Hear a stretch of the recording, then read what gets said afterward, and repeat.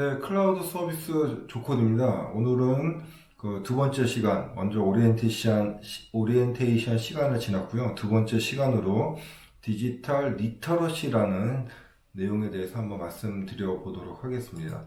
디지털 리터러시는 뭐 경험, 뭐 사용 능력, 뭐 이 정도로 이해를 하시면 될 것 같고요. 요즘에 뭐 AI 리터러시, 뭐 이런 형태로도 리터러시가 많이 말씀이 되고 있습니다. 자, 디지털 리터러시에서는 일단 보안, 클라우드 아이디, 그리고 소통 방법, 그리고 미래에서 어떻게 활용할 수 있는지에 대해서 이야기를 해보도록 하겠습니다. 디지털 리터러시가 부족하면은 여러 가지 문제점들이 뭐 발생을 합니다. 뭐 학생들한테는 뭐 이메일 이렇게 성의 없이 보내는 거, 뭐 배워본 적이 없으니까 당연하겠죠. 그리고 뭐 이 디지털 클라우드는 사실 이제 복제가 쉽기 때문에 자료 유출 문제 이런 것도 뭐 많이 있습니다. 또한 이제 이런 이제 뭐 우리 공공장소나 이런 데 가면은 로그 아웃 안 하고 컴퓨터 그냥 놔두고 가는 사람도 너무너무 많고요. 뭐 비밀번호 아주 유출, 네 자리 숫자 뭐 유출이 돼서 뭐 외부인이 들어오는 경우도 있고 그렇습니다. 뭐 아이패드에다가 뭐 이렇게 냄비 받침으로 쓰는 일은 요즘에는 별로 없겠지만은 아직도 랜섬웨어 같은 아주 무서운 해킹 방법은 많이 지금 통하고 있습니다. 디지털 시대 학교에서는 어떤 예절을 가르쳐야 될까요? 이제는 학교에서 디지털 시티즌, 이제 디지털 시민을 대상으로 학교에서 이제 교육을 해야 될 것 같죠. 뭐 일단 뭐 아날로그도 현실도 그렇고 하지만은 그, 디지털을 사용해서 소통하는 것은 예의에 벗어난 행동이 아니다. 이렇게 좀 교육을 정확하게 해줘야 될 것 같습니다. 예전에는 뭐 카톡 아니면 문자 보내는 것도 뭐 예의가 아닌 거 아닌가 뭐 이런 식으로 얘기도 했었는데요. 뭐 다 과거의 얘기죠. 두 번째로는 정확하고 소통이 잘 되는 그런 내용으로 작성해서 보내야 될 것 같습니다. 또한 이제 사용하는 도구를 정확하게 이해를 하고 목적에 맞게 사용을 해야 될 것이고요. 네 번째로는 공식적인 서비스는 업무 시간에 좀 전달할 수 있는 교육도 필요하다고 봅니다. 요즘에 이제 뭐 52시간 근무제 이런 것도 있기 때문에 업무 시간에 활용할 수 있도록 그렇게 교육하는 것도 중요합니다. 그리고 이제 오남용 하지 않고 정확하게 그리고 뭐 이미지나 동영상이 외부 유출되지 않게 하는 것도 교수님의 역할이라고 생각이 됩니다. 자, 우리 이제 지스윗을 이용하시면 아마 이런 문제 많이 겪으실 텐데요. 첫 번째로는 학생이 과제를 제출을 했습니다. 새벽 2시에. 그랬더니 이제 선생님이나 교수님 스마트폰 알람이 울려서 잠에서 깨버리는 경우가 발생을 하죠. 뭐 우리가 이런 경우에 학생한테 너 10시까지만 제출해 이렇게 얘기할 수는 없죠. 디지털이고 클라우드다 보니까 언제나 장소에 상관없이 시간을 구애받지 않고 숙제를 할 수가 있는 거고요. 오히려 제가 보기에는 그 스마트폰 알람 설정을 잘못하신 분이 오히려 더 문제가 있다고 저는 생각이 됩니다. 두 번째로 이제 학기가 끝나고 성적을 전달을 했는데 학생이 좀 의의가 있다고 그 교수님한테 영상으로 의의 신청을 해서 영상 회의를 할 수도 있겠습니다. 뭐 그럴 수 있겠죠, 이제는. 자, 그리고 이제 작성한 문서, 뭐 설명 자료를 줬더니 학생 거기 댓글로 이거 이해가 잘 안 되니까 설명을 좀 다시 해달라 이런 경우도 발생을 할 수가 있을 것 같고요. 그 교수님 수업을 학생이 녹화를 해서 그것을 외부에 공개를 하거나 아니면은 이제 교수님은 선의의 목적을 가지고 뭐 수업 내용을 좀 녹화해서 다른 학생이 다시 듣게 하겠다 이렇게 했더니 40명 중에 한 명의 학생이 자기 얼굴 초상권에 있으니 하지 말라고 이제 이렇게 의의를 제기하는 경우도 발생을 할 수가 있을 것 같습니다. 그래서 수업 전에 학생들한테 동의를 구하는 절차가 좀 중요하고요. 이런 오남용 문제를 예방할 수 있도록 이제는 교육을 지속적으로 하셔야 될 것 같습니다. 자, 우리 이제 랜섬웨어라고 하는 아주 무서운 바이러스가 있죠. 이것은 이제 데이터를 불모로 잡고 돈을 요구하는 그런 인질범, 인질 아주 악성 그런 해킹 방법인데요. 이것은 사실은 뭐 대기업들, 외국의 대기업도 많이 지금 당하고 있고, 먼저 보내는 미국의 회사에서도 당해서 50억이나 해커한테 뜯기는 그런 사건도 있었습니다. 뭐 개인적인 것도 비일비재하고요. 어떤 회사는 이 랜섬웨어 때문에 모든 데이터가 암호화가 돼서 그냥 야반도주했다고 하는 우스갯소리가 있을 정도로 아주 위험합니다. 그래서 디지털 리터러시가 부족하면 이런 일을 겪으실 수도 있기 때문에 항상 주의하시고 또 필요한 공부 열심히 하시기 바라겠습니다.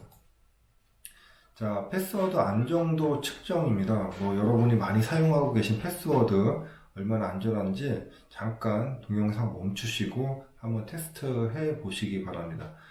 사이트가 좀 긴데요. 이제 읽어보면 How secure is my password? 라고 하는 사이트고요. 여기에서 본인의 패스워드를 입력을 하시면은 그게 얼마나 그 안전한지, 그 해킹하는데 오래 걸리는지 그런 게 나오니까 뭐 1초, 2초 이렇게 나온다면은 한번 더 길게 만들어 보는 것도 추천을 드리겠습니다. 자, 우리가 이제 디지털 클라우드의 데이터를 이제 저장을 하는 거는 뭐 많은 분들이 걱정을 하고 있지만 이렇게 안전합니다. 뭐 클론 병사 뭐 약간 좀 웃긴 얘기지만은 안전하게 우리가 컴플라이언스라는 그런 규정으로 관리를 하고 있기 때문에 안전하게 보관이 되고 있고요. 뭐 여기서 보시면은 뭐 감사 및 인증 다양한 그런 컴플라이언스들이 있습니다. 자, 이제 시크릿 브라우저에 대해서 말씀을 드릴 건데요. 이것은 제가 공유 드라이브에 보시면은 지금 그 시크릿 브라우저에 대한 실습 파일이 있으니까 이것을 한번 따라서 해보시면 좋겠습니다.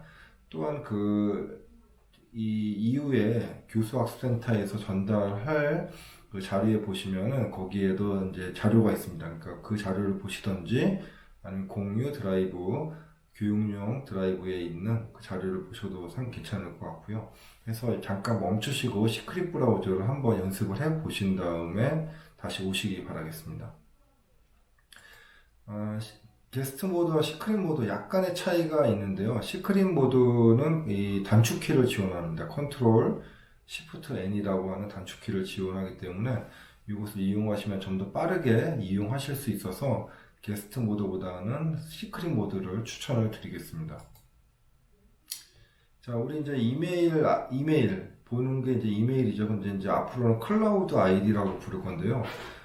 보시면 이 도메인 네임이 지메일이나 네이버, 뭐 한메일 이렇게 있는 것을 우리가 개인 메일이라고 하고, 여기에 뭐 학교 이름이나 회사 이름 뭐 이런 게 들어가 있는 것을 우리는 학교나 회사 메일, 즉 도메인 네임이라고 합니다. 그러니까 아이디와 도메인 네임 이렇게 붙어 있는 것을 보통 우리는 이메일이라고 불렀는데요. 앞으로 이제 클라우드 아이디라고 부를 예정입니다. 이 뒷부분만 보시면 이제 누가 소유를 하고 있는지 사실 그걸 알 수가 있죠. 그래서 개인 계정하고 회사 계정, 학교 계정 이렇게 구분할 수가 있고요.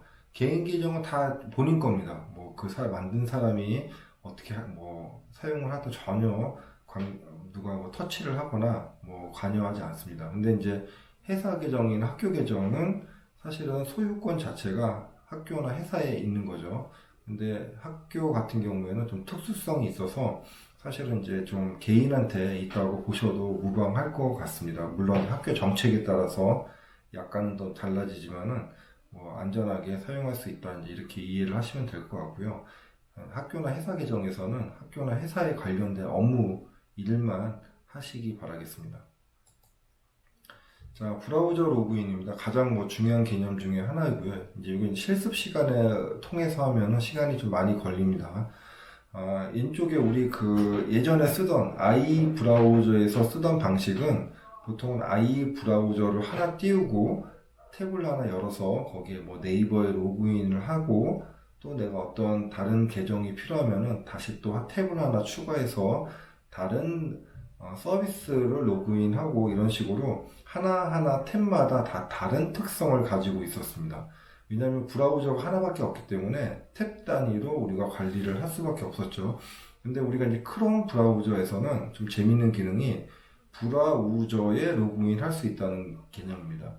브라우저에 로그인 한다는 거는 일단 내가 하나의 브라우저를 열고 거기에는 개인 계정, 뭐 gmail.com이 되겠죠. 개인 계정으로 로그인을 합니다. 거기서 하는 건 보통 개인적인 업무들, 뭐 은행이나 쇼핑이나 아니면 뉴스 검색 이런 걸 하고요. 또 하나 그 브라우저를 열어서 이번에는 학교 계정으로 로그인을 합니다. 거기서 이제 학교 업무만 진행을 하게 됩니다.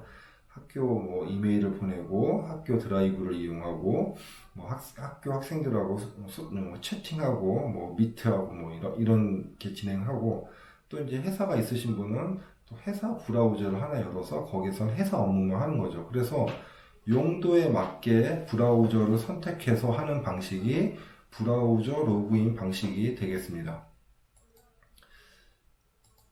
자, 그래서 우리가 이제 아이디와 패스워드를 직접 입력하는 것 대신에 아예 브라우저에 로그인을 하기 때문에 이제는 뭐 로그인 이런 개념 자체가 없다고 보시면 되겠습니다. 반대로 얘기하면 또 로그아웃도 없어지겠죠.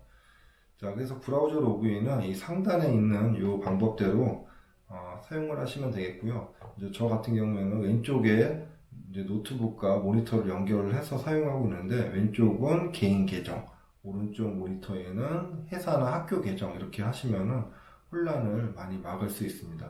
이거 사용 방법은 이렇게 사용자 우측 상단에 이렇게 브라우저의 세션을 관리하는 이 버튼을 누른 다음에 추가를 하시면 될 것 같고요. 이것은 그 추가 자료를 확인하시면은 쉽게 따라서 하실 수 있으리라 생각이 됩니다. 자, 소셜 로그인입니다. 이어서 계속 이제 이어서 하는 겁니다.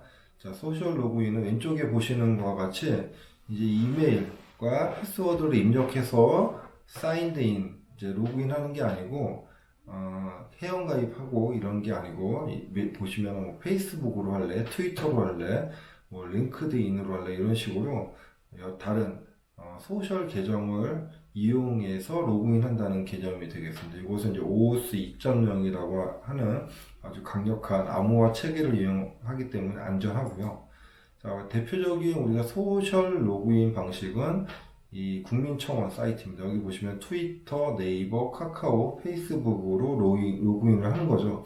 즉, 이 얘기는 국민청원 사이트에는 개인 정보를 보관을 하지 않습니다. 그 대신에 이런 네이버나 카카오, 이런 트위터 이런 데서 로그인한 정보를 믿고 그대로 그 사람을 인증을 해준다. 이런 개념이 되겠습니다. 자, 온라인 저작권에서는 자, 소셜 로그인도 한번 테스트 있으니까 비틀리나 아니면 모두사인 이런 데 한번 로그인, 회원가입 및 로그인 해 보시기 바라겠습니다. 비틀리는 우리가 단축 URL 만들 때 사용하는 그런 서비스이고요. 모두사인 같은 경우에는 우리 인터넷 도장 이런 거 하나 필요하죠. 거기서 무료로 제공을 하기 때문에 거기에도 소셜 로그인으로 회원 가입하시고 거기서 만들어서 가지고 계시면 여러 군데 사용할 수 있어서 편합니다. 저도 그렇게 사용을 하고 있습니다. 자, 온라인 저작권에 대해서는 지금 이제 교육부에서 사실 이제 거의 대부분 그 자유롭게 하고 있습니다. 그 교육적인 목적 그리고 우리가 이제 그 보안을 위한 방법에 대해서 접근 제한 조치 등을 했다 뭐 이렇게만 증명하고 있으면 별 문제 없이 사용할 수 있기 때문에 이런 것도 그냥 걱정 없이 사용하셔도 될 것 같습니다. 우리가 사용하는 G Suite 자체에는 이미 외부에서 접근을 하지 못하는 그런 제약이 있기 때문에 뭐 걱정 없이 학생들하고 수업할 때는 뭐 자유롭게 쓰셔도 되고요. 단 학생들하고 사전에 이런 교육을 한번 외부에 유출하지 말아라 이제 이런 식으로 한번 말씀을 해주시면 좋겠습니다. 자, 이렇게 해서 디지털 리터러시